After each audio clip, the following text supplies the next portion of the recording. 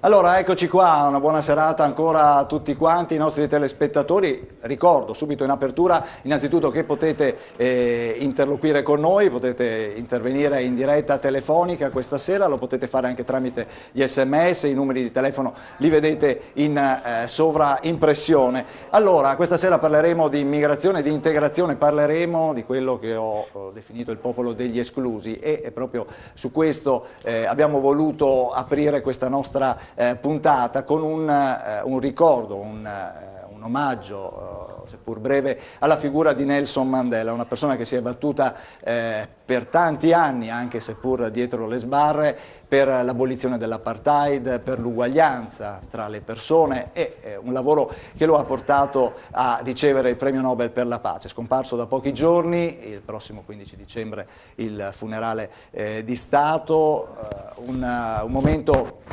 importante, come avete visto, persone in lacrime per questa scomparsa che ha segnato sicuramente il Sudafrica e non solo il Sudafrica. Perché Nelson Mandela? Perché lui si è battuto appunto proprio per l'uguaglianza tra le persone e in questo senso possiamo dire che è un messaggio che ha lasciato il segno, proprio il suo esempio di vita ha lasciato il segno. Allora, questa sera, tra l'altro, avremo anche chiamiamola così, una piccola interferenza, perché ci stanno per raggiungere alcuni componenti dei presidi che stanno in questi giorni occupando pacificamente alcuni incroci delle nostre strade, ma che anche manifestano, distribuiscono volantini. Quest'oggi a Padova sono stati distribuiti anche dei panini per scusarsi nei confronti degli automobilisti che erano in coda. Dovrebbero arrivare a breve, li stiamo aspettando, anzi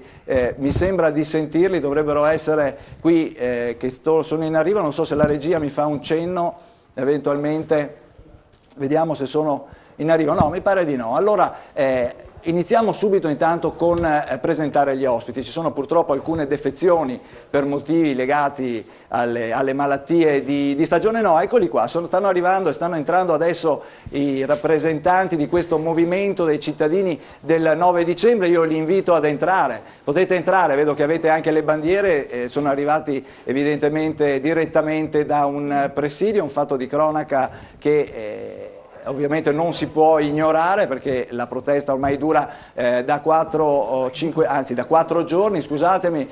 Eccolo qui, Angelo Spano, se non sbaglio, il nostro referente. Allora, buonasera, facciamo entrare, venite pure all'interno, ci mancherebbe altro, abbiamo modo di riprendere tutti quanti, dopo io vi invito a sedervi dove trovate posto, prego mettetevi pure qua a fianco a me. Beh, insomma siete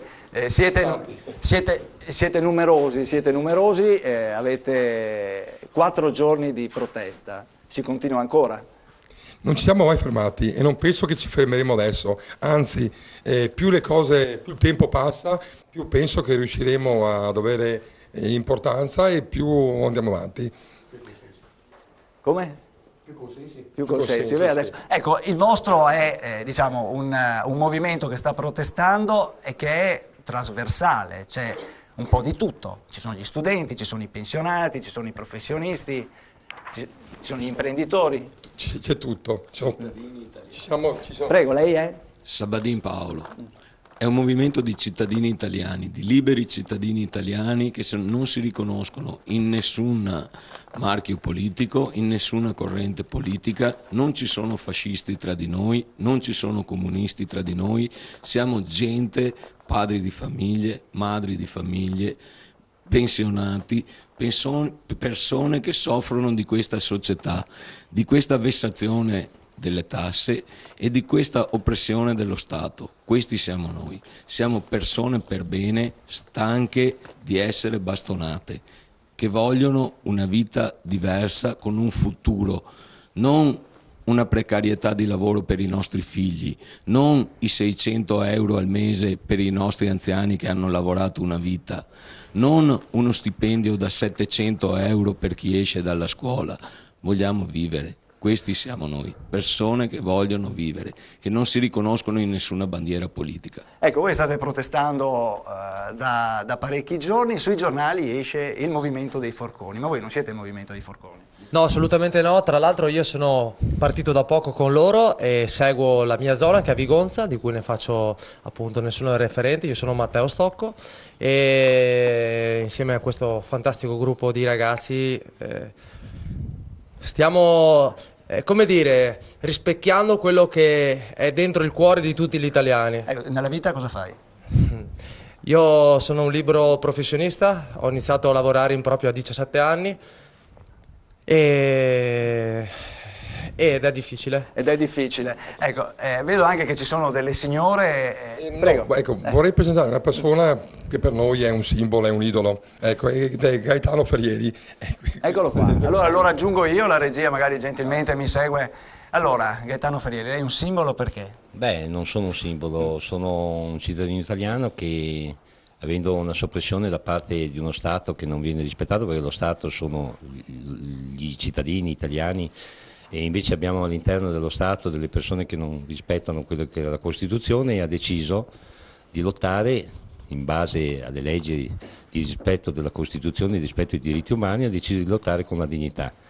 Loro chiamano un simbolo perché io ho trovato la forza di stare 2 anni, un anno di tenda davanti a Piazza Montecitorio, presentando oltre 100 miliardi di euro di costi immediati della politica. Arriviamo anche a 300 miliardi che sono stati garantiti dall'ex ministro Giarda e dal commissario Bondi, e ho chiesto che venga dibattuta alla Camera la crisi e si risponda immediatamente, anziché tagliare sul sociale, si vada a tagliare quello che sono i costi della politica e la strutturazione della macchina pubblica. Ho avuto il coraggio di uomo di rispettare e di chiedere rispetto dei diritti umani, di stare lì davanti a Montecitorio. È come il giudice Falcone e Borsellino, che hanno lavorato come magistrati, sebbene siano stati minacciati di morte. Noi li chiamiamo eroi perché sono degli eroi, ma in effetti se ogni uomo, e ho voluto dare testimonianza da più di 2 anni, e sono venuto giù adesso da ieri da Montecitorio, sono venuto giù per dare una mano ai miei concittadini veneti, perché ognuno è leader di se stesso, noi abbiamo leader nazionali, né portavoci nazionali, per far capire che se noi risvegliamo le coscienze e riprendiamo e togliamo la delega a questi signori che hanno distrutto il paese, hanno distrutto il nostro diritto di vivere, noi non siamo eroi, ma dimostriamo di avere la dignità umana. Noi purtroppo chiamiamo eroi quando uno ha la forza di superare quella che è la vergogna di dedicarsi al paese. Dobbiamo iniziare a riprendere la cultura che dobbiamo dedicare al sociale. Noi siamo un popolo solidale, siamo un popolo del nord che risponde molto di più rispetto al popolo romano, che è parassita, che è abituato a convivere col sistema politico clientelare, e dobbiamo dimostrare che i valori e gli ideali possono portare avanti la dignità e i diritti, e riusciremo a vincere. Benissimo, grazie. Allora.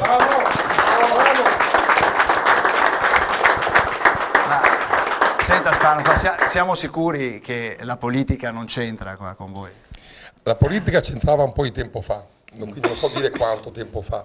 Da quando abbiamo conosciuto questo movimento e ci siamo uniti, noi non abbiamo mai parlato di politica, se non che magari scherzandone un pochettino, cioè possiamo scherzare di politica, però non ci interessa. Quello che ci interessa a noi è che vadano a casa tutti. Vadano a casa tutti, lo ripeto. Quindi bisogna rinnovare completamente il Parlamento. Per me sì. Beh, però adesso c'è già qualche segnale, no? Adesso stanno avanzando i quarantenni, no? È arrivato Renzi alla segreteria del Partito Democratico, Salvini alla Lega, Letta tutto sommato è un premier giovane per l'Italia. Non mi fido comunque, ma non mi fido. E allora bisogna trovare dei nomi nuovi. Ma guarda, la mia opinione, io prenderei il primo contadino che trovo in strada, contadino, il buon padre di famiglia, lo mettere lì a governare. Lui con 1.000 euro al mese fa andare avanti tutta la famiglia, più cani, gatti, galline, polli e via dicendo.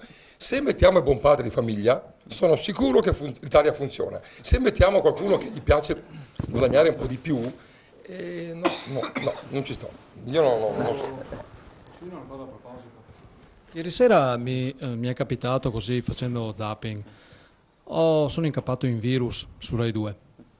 C'era l'onorevole Simone Bonafè che dialogava con noi nel presidio di Torino e lei diceva a questa gente: ma perché ve la prendete con me?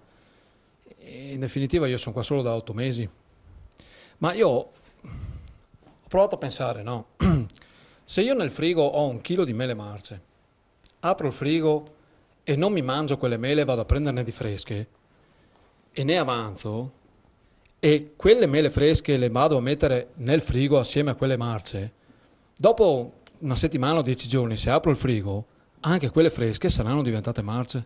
È semplice il discorso, non c'entra niente i giovani, quelli che sono arrivati da Renzi farà come hanno fatto gli altri, non cambierà. Insomma, non ha fiducia. Io volevo sentire anche la voce di una donna qua alle sue spalle. Lei cosa fa nella vita? Sono una piccola imprenditrice, sì. Io mi lego a loro per la disperazione che abbiamo un po' tutti, del futuro dei nostri figli e anche di questi ragazzi, tra cui ci sarà a breve anche mio figlio perché ha 17 anni, quindi mi chiedo venga più avanti, se no non la riescono a vedere da casa. Sì, mi chiedo sempre che tipo di lavoro potrà fare, perché adesso cercano di trovare quei lavori anche stagionali di 2 o 3 mesi, ma si trovano sempre poi a dire: domani cosa trovo?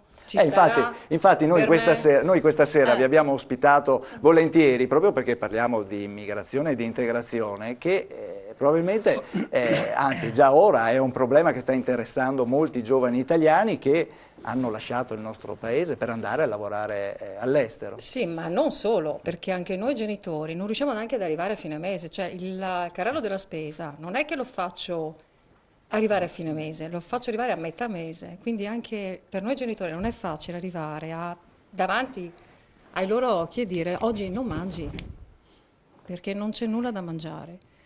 Oltre al lavoro per loro non c'è neanche la nostra dignità di madre e padre di dare un sostento economico minimo, indispensabile per i loro bisogni quotidiani. Certo, io volevo adesso che gentilmente la regia proponesse i contributi che abbiamo realizzato oggi al presidio del casello autostradale di Padova, zona industriale, dove abbiamo assistito appunto, diciamo così, in diretta a quello che avveniva, abbiamo raccolto anche i commenti. Allora, se la regia può proporre questo piccolo contributo, lo guardiamo assieme.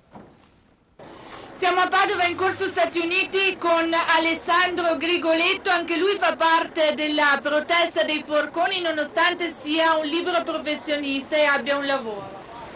Noi siamo qui per il 4° giorno dalle 7 del mattino alle 10 di sera per chiedere che a Roma devono tornare a casa i politici.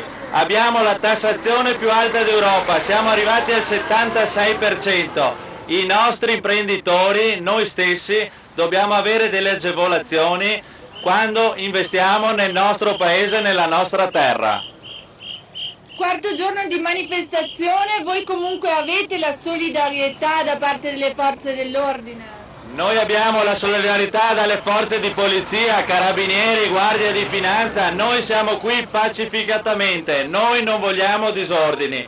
Il nostro è un volantinaggio, la polizia mangia con noi tutti i giorni, i caschi sono riposti all'interno dei loro camion, sono amici, sono nella nostra stessa situazione. Siamo arrivati allo sfascio in Italia. Per sabato e domenica la protesta si sposta alla rotonda ex Saimp, zona Ponte Vigo d'Arzere. Lanciano così il popolo dei Forconi l'appello a tutti i cittadini, e queste ragazze, oltre al volantinaggio, stanno consegnando agli automobilisti dei panini per ricompensarli della lunga attesa.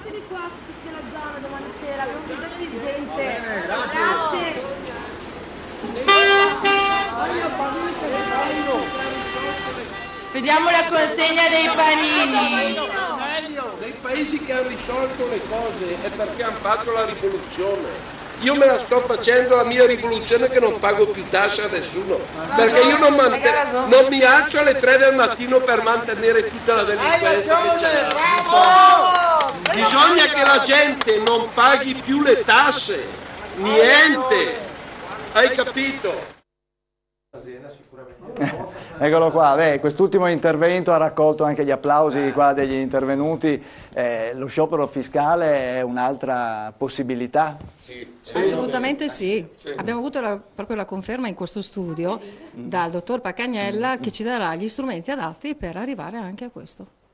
Ed è una strada che intendiamo intraprendere, perché siamo veramente stanchi di essere vessati.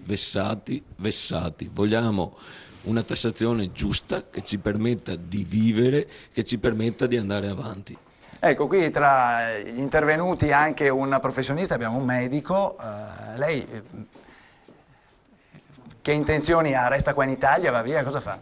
Ecco, il problema è che oggi come oggi non si ha futuro, ma questo non è un futuro solo che manca a loro, è un futuro che manca anche a noi. E quindi a questo punto io mi sono deciso di scendere assieme a loro per protestare e cercare di cambiare le cose. Ci provo, se riesco resto qua e sono contentissimo perché questo è il mio paese, se no andrò da qualche altra parte. Vorrei puntualizzare il discorso. Sì, un'ultima cosa. Dopo sì, io vorrei puntualizzare un attimo il discorso perché io ho parlato ieri in varie televisioni, eccetera. È nato una serie di comitati nazionali che hanno lanciato una serie di cittadini ad manifestare i diritti, imprenditori eccetera. Vengono chiamati popolo di Forconi o vengono cercati di dare nomi, movimenti eccetera. Bisogna sapere assolutamente che sono cittadini, non abbiamo nessuna intenzione di creare movimenti politici, ma abbiamo bensì l'intenzione di portare migliaia e migliaia, centinaia di migliaia di cittadini a risvegliarli e andare a chiedere alle istituzioni con dei precisi di cambiare la legge elettorale, di mandarli a casa tutti perché sono illegittimi e di rifare le elezioni, di creare un comitato nazionale di cittadini e di dare dignità produttiva al paese, perché è quello che se noi facciamo morire i produttori, il paese e i signori che sono lì seduti ai governi non potranno più mangiare. Benissimo, io adesso vi inviterei gentilmente a prendere posto. Un'ultima cosa. Allora, ci potete trovare nel parcheggio del Palasport della Cella tutti i giorni, venerdì, sabato, domenica, lunedì e martedì, dalle 8 alle 14. Domenica ci troveremo tutti in compagnia per chi vuole partecipare per un pranzo sociale, diciamo, quindi organizziamo un pranzo così. E auguri a tutti gli altri gruppi e altri movimenti, tra cui anche il nuovo gruppo di Gonza. Grazie, sì, volevo aggiungere una piccola cosa. In Italia ho scoperto che ci sono 3 tipi di persone: c'è colui che agisce ai cambiamenti, c'è colui che guarda gli altri agire e c'è purtroppo colui che si lamenterà sempre e non farà mai niente per agire. Noi stiamo agendo e quindi invitiamo tutti quanti ad agire. Ecco, grazie. Benissimo, grazie a voi. Allora, se volete, gentilmente, io ti posso lasciare anche il microfono, puoi prendere posto lì sulla poltrona bianca e gli altri, se potete restare qui tranquillamente, seguire la trasmissione e dire anche la vostra, perché no. Sapete che il tema riguarda appunto i problemi legati all'immigrazione. un tema sicuramente molto sentito. Allora, intanto che prendono posto i componenti di questo comitato di cittadini del 9 dicembre che continueranno a manifestare anche nei prossimi giorni, dunque avremo a che fare con loro anche prossimamente. Io vorrei allora innanzitutto presentare gli ospiti che abbiamo in studio. Allora inizierei come sempre con i giovani. Inizio dalla mia destra, abbiamo Roberto Bettuolo dell'associazione Albero, grazie di essere qui. Al suo fianco Luca Ferrero, che è membro della giovanile del Partito Democratico, grazie di essere qui anche a te. Poi al suo fianco Riccardo Russo, studente di Scienze Politiche, ma ci conosciamo, ha avuto modo di prendere parte altre volte a questo nostro spazio. A fianco a me ho Ndeye Fall, spero di pronunciarlo correttamente, della CISL di Rovigo, giusto? Padova e Rovigo. Al suo fianco abbiamo Arica Pierobon della Lega Nord e Claudio Borgia che è presidente dei giovani del PDL del PDL o Nuovo Centrodestra, com'è? Perché qui mi hanno messo ex presidente giovani PDL di Treviso. Adesso ovviamente la situazione come sta vedendo è una situazione un po' burrascosa nel centrodestra. Io amo definirmi un elettore e un militante di centrodestra. A me non interessano sinceramente le sigle politiche ora come ora, vedendo tutte queste persone che stanno manifestando in piazza. Anche io sono stato fermo mezz'ora con piacere, direi non tanto da movimenti dei forconi ma dai cittadini cosiddetti stanchi, e quindi a loro non interessa il nome dei partiti, interessa la soluzione, quindi insomma speriamo che provenga dal centrodestra, no, a questo punto. Benissimo, allora adesso proseguiamo, restiamo sul lato alla mia sinistra degli ospiti e abbiamo gli ospiti invece politici un pochino più diciamo così navigati. Abbiamo Roberto Marcato, vicepresidente della provincia di Padova, esponente della Lega Nord. Buonasera Marcato, grazie di essere qua. Il professor Ermanno Casen, padrone di casa, che ringraziamo ogni volta per darci la possibilità di questo spazio, di questo spazio dedicato ai ragazzi. Al suo fianco Fabio Maggio, sono un giovane consigliere comunale di Pederobba, vero? Sì, perfetto, perché questi ultimi ospiti sono arrivati in corso della trasmissione. Allora, invece alla mia destra, il rappresentante, il simbolo dei manifestanti l'abbiamo conosciuto prima, al suo fianco abbiamo Marco Schiesaro. Benissimo, allora innanzitutto vorrei sapere un pochino qua da voi, un pochino qual è l'idea che vi siete fatto di questo movimento che nasce velocemente, una battuta proprio veloce su quello che dopo iniziamo a parlare invece del tema della serata. Parto io? Che ha ragione, nel senso che purtroppo la situazione è degenerata a livello di tassazione, di problematiche sociali, dal lavoro alla è diventato ormai un momento difficilissimo. Io ho letto però il volantino loro e ho cercato di leggere, perché in questi giorni ho cercato di approfondire. L'unica cosa che non riesco a cogliere nella protesta, un obiettivo chiaro. Forse mandare a casa tutti può essere l'obiettivo, non lo so. L'unico mio timore è che il malcontento è reale e fanno bene, però il mio unico timore è che non ci sia un obiettivo chiaro su cui arrivare, ma io spero che ce lo diranno loro, ce lo faranno capire loro e ci coinvolgeranno loro fino in fondo, solo questo. Sì, ci vuole un segnale forte? Ma diciamo che il segnale forte è stato dato anche dal Partito Democratico, nel senso, se vogliamo vederla così, 3 milioni di persone hanno detto che bisogna cambiare e il Partito Democratico penso che dal lunedì o da domenica sera, quando è stato, cambierà. Non mi è piaciuto infatti il passaggio su sono tutte mele marce, sono tutti uguali, non basta più i giovani, eccetera. Perché poi quando ci si trova a parlare, spesso nei social network, anche quando li si trova a tu per tu nelle piazze, come è capitato a me ieri, mentre volantinavo a favore di una colletta alimentare che stiamo organizzando per la Caritas, le problematiche vengono esposte, si chiede alla politica questo cambiamento, poi però si resta lì in attesa e adesso vedremo magari nel futuro. Riccardo, sei d'accordo? Lo vedi in maniera diversa? No, io vedo che sia legittimo, è legittimo manifestare e io non ho assolutamente nulla contro questo tipo di manifestazioni, soltanto che vorrei dire loro che secondo me bisogna crederci, perché adesso anche la situazione politica attuale sembra che ci siano veramente le riforme istituzionali e costituzionali che vanno fatte, e chiedo a loro di crederci, proviamo a crederci l'ultima volta. Dobbiamo dare ancora fiducia, e loro ormai sono stanchi. Certo, ma io li capisco, però... Scusate un secondo soltanto, mi permetta, un secondo soltanto. Dopo rispondi. Un secondo soltanto. Ma io veramente, io non ho parole, ma guardi, lasci perdere, perché altrimenti mi infiammo. Allora, io no. Grazie. Allora, dai, tu che idea ti sei fatta? Ti sarai fatta un'idea, no? Certamente.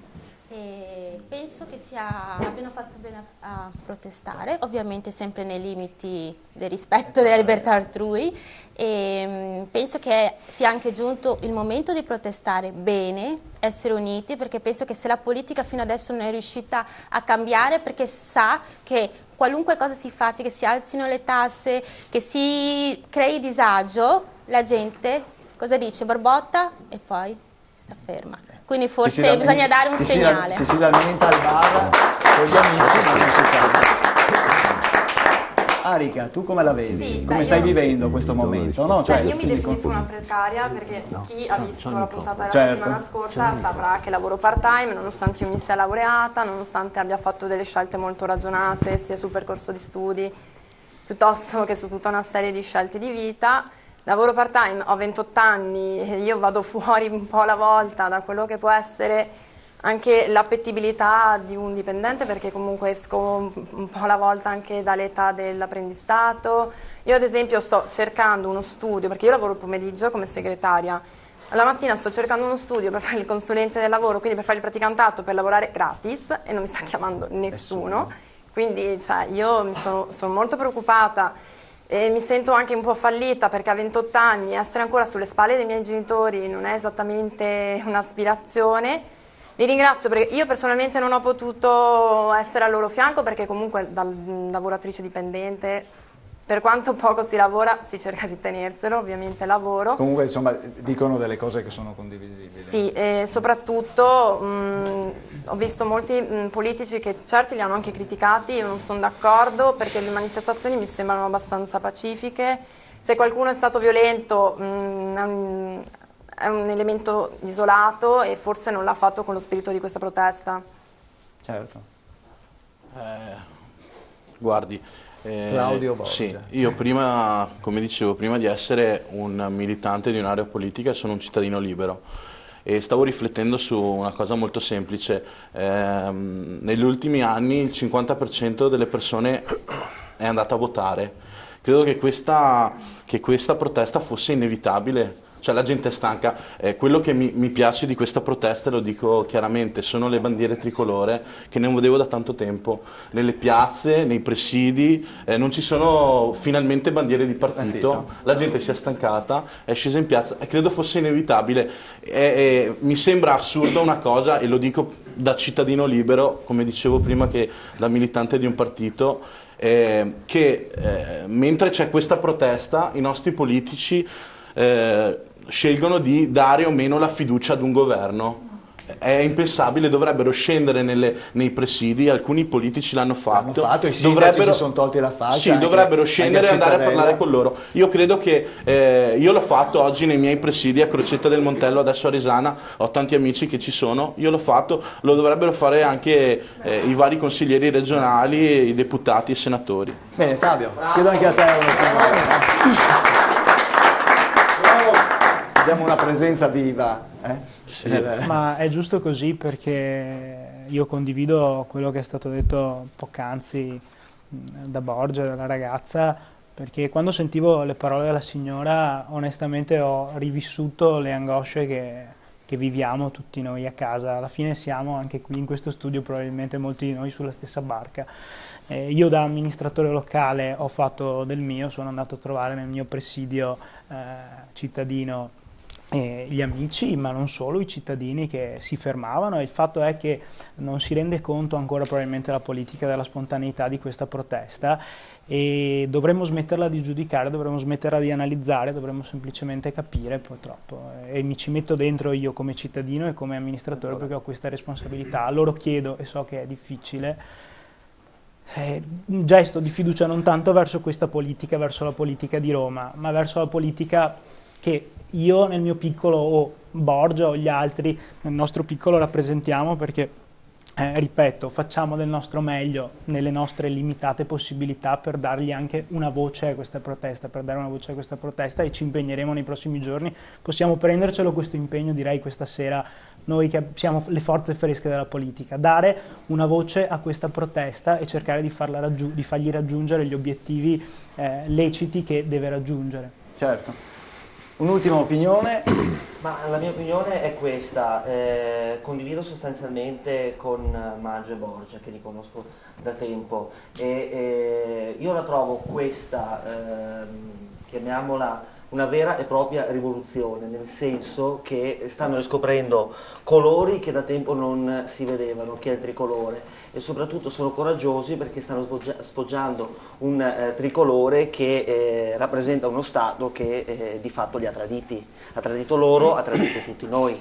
E poi mi piace, no, anzi io non avrei fretta, come dicono alcuni, di cercare di tradurre la discesa in piazza con una proposta, perché prima di tutto hanno bisogno loro tutti di cercare di far rete, e il fatto che loro siano rivoluzionari è il fatto che stanno unendo operai con imprenditori, commercianti con artigiani, che sono tutti accomunati dal fatto che sono sostanzialmente delusi da questo Stato ladro, che non è in grado e che come fa Equitalia, che porta via le prime case, che gli pignora qualsiasi mezzo, addirittura quello che dà a noi da vivere, certo. Cioè i mezzi di produzione. Benissimo, chiuderei qui allora lo spazio dedicato a quest'ambito questa sera. Posso... Sì, Roberto Marcato, avevi un foglio prima, sì, perché poi un foglio da mostrare. A me piacciono poco i politici che adesso, siccome la protesta sta dilagando, saltano su questo carro che porta visibilità e se ne appropriano in qualche modo. Io lo trovo un po' scorretto e un po' disonesto. Io 2 anni fa, probabilmente qualcuno di loro se lo ricorda anche, avevo fatto una dichiarazione forte in una diretta televisiva dove dicevo che a volte in Veneto l'evasione fiscale è una difesa del proprio posto di lavoro. E quindi in una battuta provocatoria invitavo i veneti a evadere di più, dato che poi i dati che abbiamo ufficiali ci dicevano che il Veneto era una delle regioni dove si evadeva di meno. L'hai fatto proprio qua dai nostri studi? Anche. Ecco. Proprio in virtù di quella io mi sono beccato una interrogazione al Senato del PD al Ministro di Grazia e Giustizia per capire se le mie dichiarazioni si potessero ravvisare in un reato. E mi sono beccato anche la richiesta di sfiducia in Consiglio provinciale, perché da uomo delle istituzioni non avrei potuto dire queste cose, e devo dire che una parte anche dei consiglieri del mio partito hanno appoggiato questa sfiducia. La cosa che mi domando però è che se non lo facciamo noi delle istituzioni, poi si arrangia il popolo, giustamente. No? E allora anche qua, intanto c'è, come sempre accade in Italia, una sottovalutazione e una non capacità di leggere quello che sta succedendo. Perché se noi andiamo a vedere le dichiarazioni degli analisti, dei politici, anche dei giornalisti, di 2 settimane fa, 3 settimane fa, dicevano vabbè, ma il 9 dicembre si troveranno in 4-5, non succederà nulla. No, molti non ne hanno proprio parlato, molti non ne hanno, anzi la protesta è rimasta. E questa è un'incapacità che ha la classe dirigente, la classe politica, di leggere il disagio. E è un reato gravissimo per un politico non capire, non sentire quello che ti sta dicendo il tuo elettore. Una volontà più che una capacità. Assolutamente. È una volontà più magari che una se ci fosse la volontà, dietro ci sarebbe un pensiero. È un'incapacità che è ancora peggio, secondo me. È ancora peggio. E 2 anni fa, proprio sulla scorta di questo, perché mi rendevo conto che c'era questa pressione, questo urlo che arrivava dal popolo, noi abbiamo iniziato, io personalmente, a fare degli incontri pubblici e proprio guarda caso, a gennaio di 2 anni fa facevamo questi incontri dai forconi siciliani alla rivolta fiscale in Veneto. Per cui io queste cose le dicevo, le sposo in pieno e tra l'altro quello che non mi piace è che si dà la colpa al termometro della febbre, cioè adesso se la prendono con loro come se loro fossero la causa della crisi. In realtà loro sono il sintomo, ti stanno dicendo che c'è la crisi ed è un dovere preciso da parte dei politici di capirlo. Ma c'è una lentezza e un'assurdità di questa classe dirigente che davvero è una cosa vi invito a fare: non cadete nella trappola di fare le manifestazioni dove invitano a fare nelle piazze, perché là andate là con i vostri cartelli, non date disturbo a nessuno e poi torna a casa. Non fatele là, continuate a farle dove, perché è l'unico modo perché la gente vi ascolti, altrimenti nelle piazze, finita la sera, non si ricorda più nessuno. Scusa, posso perché funziona? Sì, funziona. Devo venire qua perché vorrei chiarire una cosa. Io sono molto arrabbiato per una cosa, devo venire qua, dove la telecamera? No, potevi rimanere anche là. No, qua, perché devo stare qui in mezzo. Parlo ai ragazzi giovani, parlo a tutti quanti. Questo è un movimento apolitico. Qualcuno oggi ci ha provato con noi, ci ha provato con me, dicono ma siete fascisti, siete comunisti, non me ne frega niente, siamo italiani, punto e basta. È il problema per cui siamo qua, e abbiamo fame. Della politica non frega niente, scusami, ti devo chiedere scusa, ma però io ho delle persone che mi stanno chiamando, girati che sennò non ti vedo. C'è il numero di telefono sopra quel cazzo di volantino e la gente mi chiama e mi dice Angelo, non ce la faccio arrivare alla fine mese, non ci arrivo, come cacchio faccio? Allora io mi prendo come fossero figli miei e dico ragazzi unitevi, cerchiamo di fare la cosa. Domenica mangiamo, sai perché? Perché c'è della gente che mi ha chiamato e dice non ce la faccio, mangio una volta al giorno e il sabato e domenica non mangio perché la mensa è chiusa. Scusami, se questo non mi fa arrabbiare, io mi sono arrabbiato e scendo in piazza, loro sono con me, tanta gente si sta unendo, ma dovrebbe essere il popolo intero, la politica, non me ne frega niente la politica a me, non mi interessa niente, io voglio solamente una cosa, voglio mangiare. Scusami. Grazie. No, poi torna pure là. Professor Casen, a lei chiudere il compito di chiudere questo preambolo che abbiamo fatto questa sera, ma d'altronde era necessario, non era possibile tacere un fenomeno che sta durando da 4 giorni ormai e sta mettendo a nudo una situazione difficile. Ma è la punta dell'iceberg di una società che è in fase di distruzione e che credo l'unica cosa che possa fare è la politica, ma in tempi molto brevi, in un contesto sicuramente diverso, bisogna che cambi tutto e cambi soprattutto il rapporto tra l'Italia e l'Europa e che l'Europa si comporti in maniera diversa, perché questo è, diciamo, l'effetto finale. L'origine l'abbiamo messa in piedi 10 anni fa col passaggio all'euro, non che non fosse necessario, ma è stato fatto male e oggi ne paghiamo le conseguenze. C'è un altro fattore che non emerge, ma che è importante farlo emergere, che noi non rappresentiamo nulla nell'Europa e l'Europa va per conto suo, non tiene conto di quella che è la realtà dei singoli paesi, qualunque essi fossero, la Francia, la Germania, eccetera. Ognuno va per conto suo e non c'è un rapporto. Se il rapporto tra il cittadino italiano e la politica italiana è così distante, quello europeo è ancora più distante. La cosa strana è che abbiamo un'informazione che santifica questo comportamento europeo come se l'Europa fosse virtuosa. L'Europa non è assolutamente virtuosa e sta facendo dei danni enormi. Vediamo la Zanussi. Non è possibile che l'Europa finanzi l'impoverimento di un'intera regione solo per spostare una fabbrica storica. Io me la ricordo quando è nata, quando incominciava a fare i primi frigoriferi, perché i primi frigoriferi in Italia furono fatti dalla Fiat, si chiamavano Fiat, era il primo marchiato Fiat. E poi i primi cominciarono qui e cominciarono a invadere tutta l'Italia e poi tutto il mondo. e adesso questa fabbrica storica viene spostata e allora queste sono le conseguenze, ma non c'è stato un movimento in nome di un'Europa e di una di ridistribuzione e impoverimento laddove c'è risorsa, viene impoverito il territorio, questo non è accettabile. Bene, allora è il momento adesso di andare in pubblicità, mi fanno cenno dalla regia, allora qualche minuto di pausa, dopo ritorniamo qui negli studi di Gioventù Politica.